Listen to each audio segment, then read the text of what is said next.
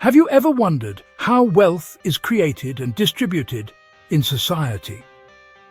This question leads us right to the heart of Adam Smith's revolutionary concept, the invisible hand. It's a rather intriguing idea, isn't it? This invisible hand isn't a literal one, of course. Instead, it's a metaphor that Smith used to illustrate how individuals, solely driven by their own self-interest, unintentionally contribute to the overall wealth of society. Imagine a baker who wakes up at the crack of dawn to bake bread. His primary motivation is to earn a living, not to feed the town. But in pursuing his own interest, he ends up supplying fresh bread for his community. Multiply this scenario by millions of individuals and businesses and voila, you have an economy that's bustling and thriving. So the invisible hand, in essence, is the unseen force that shapes our economic world. But what fuels this invisible hand? Well, according to Adam Smith, a significant driver is the division of labor. You see, Smith believed that by dividing work into smaller, more manageable tasks, each worker becomes a specialist in their own field. This specialization leads to greater efficiency and, in turn, increases overall productivity. Let's imagine a simple scenario. Picture a shoe factory. If one person were responsible for making an entire shoe, it would be a time-consuming process. They would need to cut the leather, sew it together, attach the sole, and then polish the final product.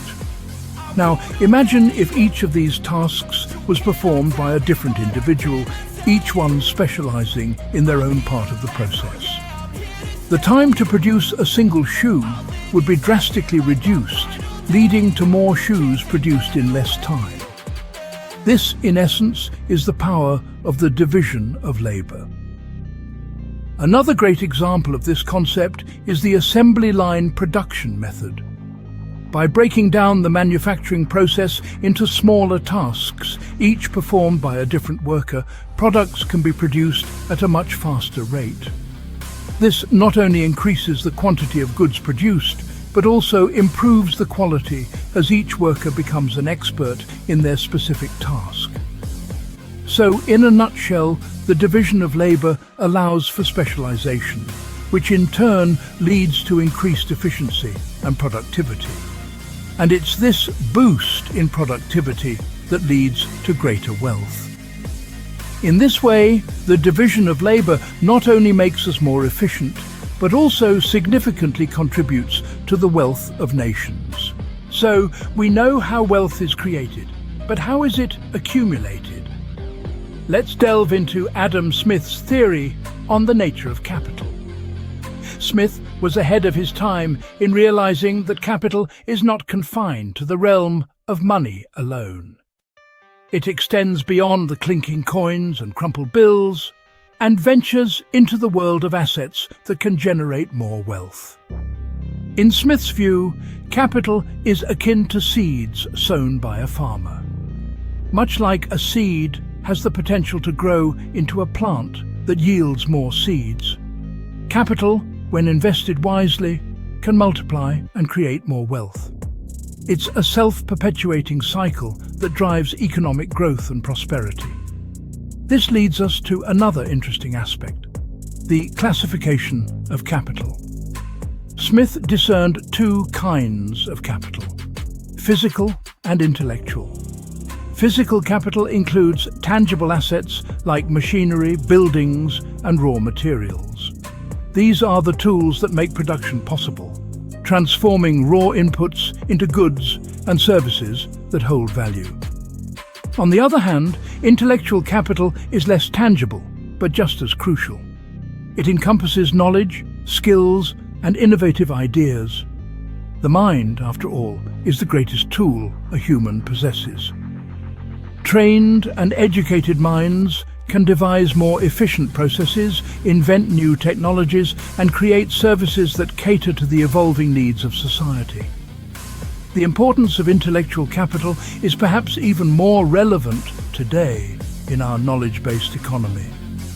We can see this in the rise of tech giants and the premium placed on skills like coding and data analysis. Yet it's essential to remember that neither form of capital operates in isolation. They are interconnected and mutually reinforcing. The machinery is of little use without the skills to operate it, and knowledge alone cannot create wealth without the tools to apply it. So, Smith's concept of capital is not just about money. It's about the tools, resources and capabilities that we invest in today to create more wealth tomorrow. Understanding the true nature of capital, therefore, is key to understanding wealth accumulation. Now, how does all this wealth get distributed? Adam Smith, the father of modern economics, had a simple answer: free markets and competition. Smith was a firm believer in the power of the market. He saw it as a kind of grand auction, where buyers and sellers freely negotiate prices based on supply and demand.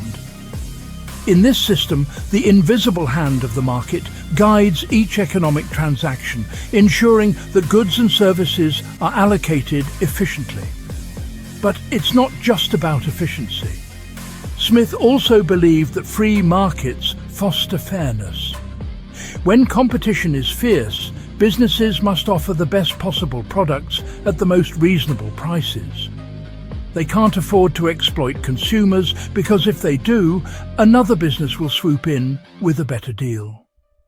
This is the mechanism that Smith saw as leading to a fair distribution of wealth. No central authority needs to intervene. The market, guided by competition, will take care of it. And let's not forget innovation. In a competitive market, businesses are constantly striving to improve their offerings, to gain an edge over their rivals. This drive for improvement leads to innovation, which in turn leads to economic growth. So, free markets, competition, fairness, efficiency, innovation, these are the pillars of Smith's economic vision. A vision that has shaped the world we live in today. In essence, Adam Smith believed that for a society to be wealthy, its markets must be free and its competition must be fierce. So, what does all this mean for us today? It means that the wisdom of Adam Smith rings as true today as it did in the 18th century. The invisible hand, guiding our markets and our choices, is still shaping our global economic landscape. The division of labor, a principle as old as time, continues to be the engine that drives productivity and efficiency. The nature of capital, too, remains a cornerstone of our economic structures. From the smallest mom-and-pop shop to the biggest multinational corporation, capital is the lifeblood that fuels growth and prosperity. And let's not forget the vital role of free markets and competition. They're the arenas where innovation thrives, where businesses vie to provide the best goods and services, and where consumers reap the benefits of choice and quality. In essence, the wealth of nations lies not in their gold reserves, but in the productivity of their people, the efficiency of their labor, and the freedom of their markets.